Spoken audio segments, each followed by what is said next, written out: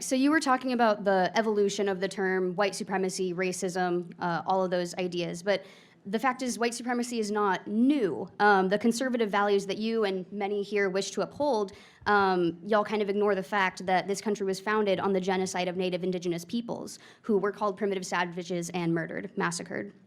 Racism and white supremacy is not a bipartisan issue. It's an American issue and one which we must all come to terms with. But if the American dream, which you were talking about, is that anyone can do anything and be anything that they want, how can we support this kind of fanciful idea when the reality is that Native peoples and so many other marginalized groups, through systemic economic barriers partly caused by the environment of our founding, are left behind from that dream?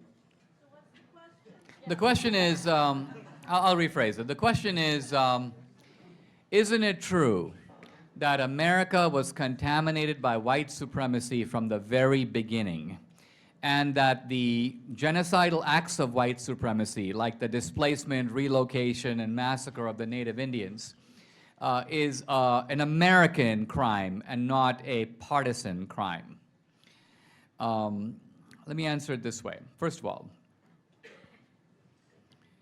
who were the people who took the American Indians off their ancestral lands, drove them further west, enslaved the ones who stayed, killed the ones who resisted? The answer, the Jacksonian Democrats of the 19th century. They did it.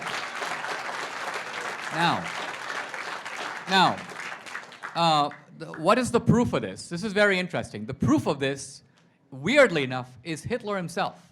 When Hitler was sitting in Landsberg prison, Hitler had a problem, and the problem was that he wanted Germany to be a superpower in the way that Britain and France were, the superpowers of Europe.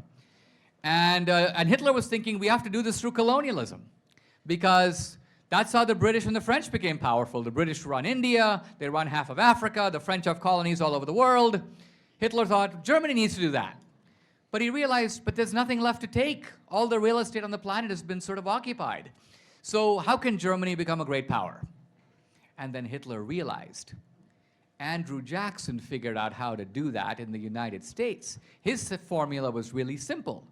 Drive the Indians off their land, kill the ones who resist, enslave the ones who remained. In other words, Jackson didn't have to leave his neighborhood. He performed genocide and colonialism right at home. And Hitler said, I got to do that. I got to take a page from the Jacksonian Democrats. I don't need to go hunting for India or Africa. I'm going to take the Poles, the Slavs, the Eastern Europeans, the Russians. I'm going to throw them off their land. If they resist, I'll kill them. If they stay back, I'll enslave them. I want every German to live on a farm.